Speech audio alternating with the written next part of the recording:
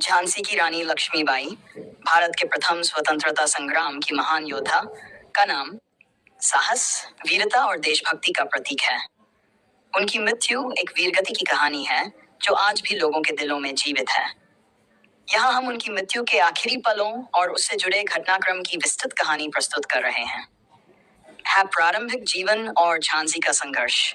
रानी लक्ष्मीबाई का जन्म 19 नवंबर 1828 को वाराणसी में हुआ था। उनका बचपन का नाम मणिकर्णिका था, लेकिन उन्हें प्यार से मनु कहा जाता था।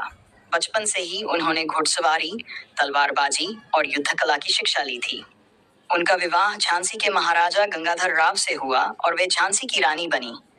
झांसी की रानी के जीवन में एक बड़ा मोड़ तब आया जब उनके पुत्र का निधन हो गया और उन्होंने अपने चचेरे बेटे दामोदर राव को गोद ले लिया।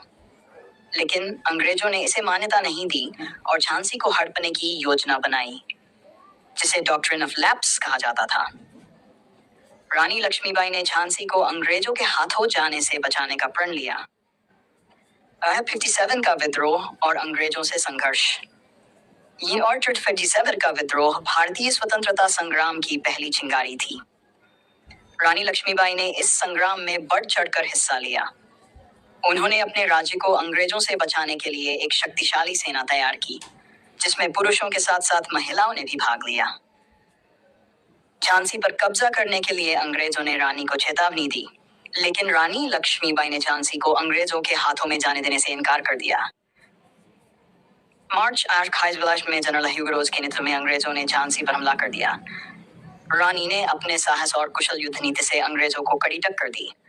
उन्होंने अपनी सेना का नेतृत्व खुद किया और अंग्रेजों को कई बार पराजित किया, परंतु अंग्रेजों की सेना संख्या में अधिक और बेहतर हथियारों से लैस थी। जब अंग्रेजी सेना झांसी के किले में घुस आई, तब रानी ने अपने बेटे दामोदर राव को पीठ पर बांधकर किले की दीवार से छलांग लगाई और कालपी की ओर प्रस्थान किया। कालपी से ग्वालियर तक की यात्रा झांसी से निकलने के बाद रानी लक्ष्मीबाई ने कालपी पहुंचकर वहां के अन्य विद्रोही नेताओं तात्या टोपे, राव साहब और अन्य के साथ मिलकर अंग्रेजों के खिलाफ मोर्चा संभाला।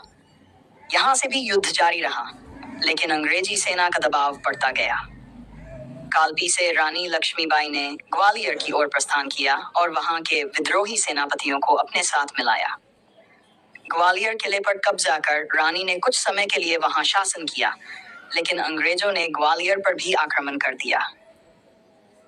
इस समय तक रानी लक्ष्मीबाई पूरी तरह से अंग्रेजों के निशाने पर थीं और उनका साहस भी अपने चरम पर था। रानी की अंतिम लड़ाई और वीरगति सिर जून घाट से बीचमशगढ़ का दिन रानी लक्ष्मीबाई जीवन का अंतिम दिन साबित हुआ।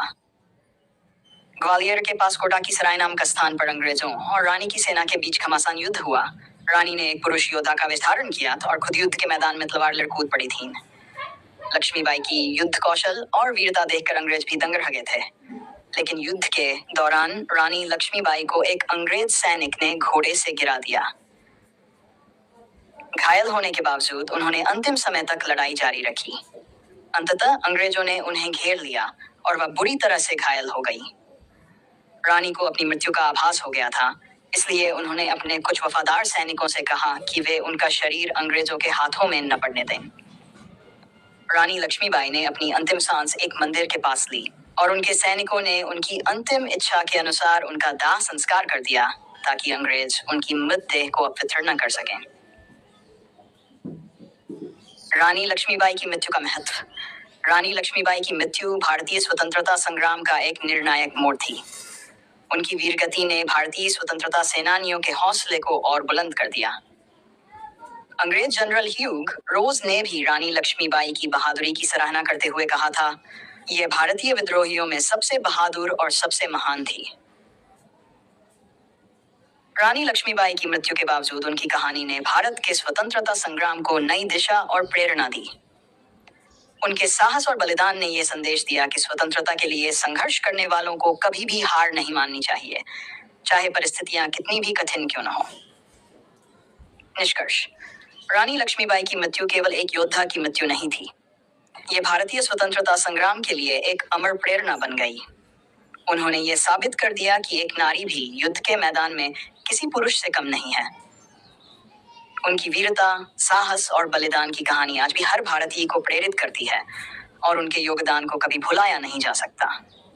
रानी लक्ष्मीबाई सचमुच में झांसी की रानी थीं और हमेशा रहेंगी।